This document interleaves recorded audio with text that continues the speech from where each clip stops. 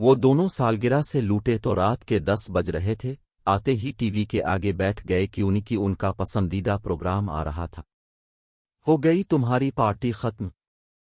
آپا اپنے کمرے سے نکل کر آئیں اور آتے ہی اب ٹی وی کے سامنے فنٹ ہو گئے ہو۔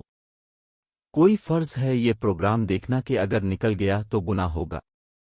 کوئی اپنی پڑھائی کا بھی ہوش ہے تم لوگوں کو کہ نہیں؟ چھوڑی آپا، کیا رکھا ہے پڑھائی وڑائی میں؟ دیکھیں کتنا اچھا پروگرام ہے۔ جگنو انگڑائی لیتے ہوئے بولا، علم میں دولت بھی ہے، قدرت بھی ہے، لذت بھی ہے۔ مٹھو نے لقمہ دیا۔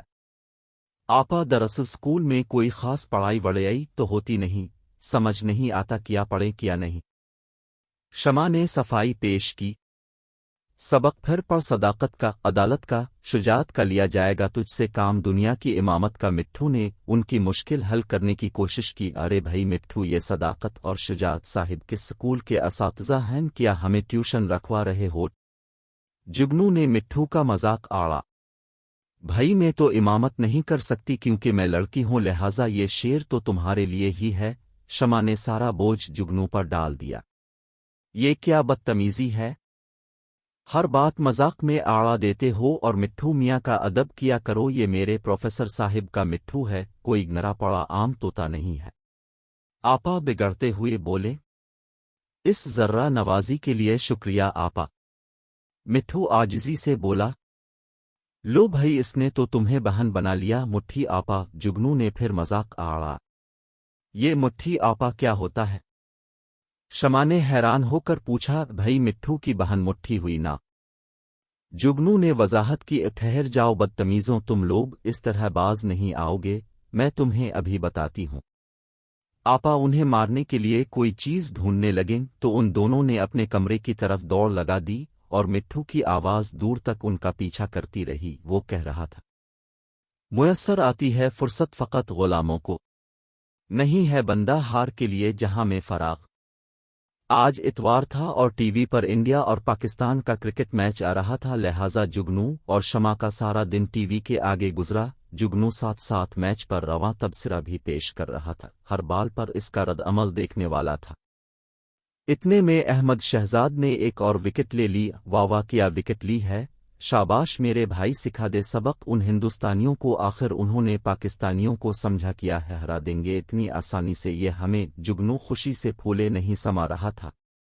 نہ سمجھو گے تو مٹ جاؤ گے اے ہندوستان والو، تمہاری داستان تک نہ ہوگی داستانوں میں۔ مٹھو نے بھی لقمہ دیا جو صبح سے میچ دیکھ رہا تھا، کمنٹری جگنو کی زبانی ایکشن کے ساتھ سن رہا تھا۔ ارے واہ مٹھو صاحب، آپ نے تو خوش کر دیا، کیا شعر پڑا ہے۔ جگنو نے قریب آ کر پنجرے کو تھپ تھپایا اور الفاٹے کر اپنے پاس رکھ لیا۔ شور سن کر آپا بھی کمرے سے باہر آ گئیں اور یہ سب دیکھ کر ان کی چیخ ہی نکل گئی۔ غضب خدا کا، یہ کیا ہو رہا ہے؟ مٹھو کو بھی میچ دکھا رہے ہو؟ پروفیسر صاحب کو علم ہو گیا تو خودکشی کر لیں گے، خس کم جہاں پاک۔ جگنو ہاتھ اوپر الفاٹے کر آہستہ سے بولا۔ آپا مٹھو کا پنجرا الفاٹے کر لے گئیں اور وہ احتجاج کرتا رہ گیا۔ رات کو کہیں جا کر میچ ختم ہوا، پاکستان میچ جیت گیا تھا۔ جگنو اور شمع کی خوشی کا کوئی ٹھکانہ نہیں تھا۔ وہ دونوں خوشی خوشی بھنگڑا ڈالتے ہوئے کچن میں آئے جہاں آپا رات کے کھانے کے برتن دھو رہی تھیں اور مٹھو ساتھ بیٹھا تھا۔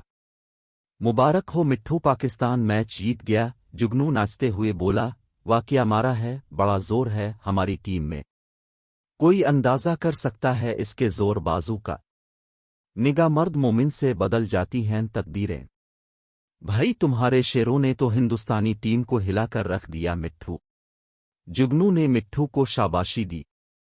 رلاتا ہے تیرا نظارہ اے ہندوستان مجھ کو، کہ عبرت خیز ہے تیرا فسانہ سب فسانوں میں۔ چلو باہر نکلو تم دونوں، مٹھو کو بھی خراب کر کے چھوڑو گے؟ آپا نے ڈانٹا۔ ویسے آپا یہ مٹھو بچپن سے پروفیسر صاحب کے ساتھ ہے، لیکن پھر بھی اتنا خراب نہیں ہوا جتنا چند سالوں میں تم ہو گئی ہو۔ جگنو نے آپا کی چوٹی کھینچتے ہوئے کہا تو وہ برتن چھوڑ کر اس کے پیچھے بھاگے۔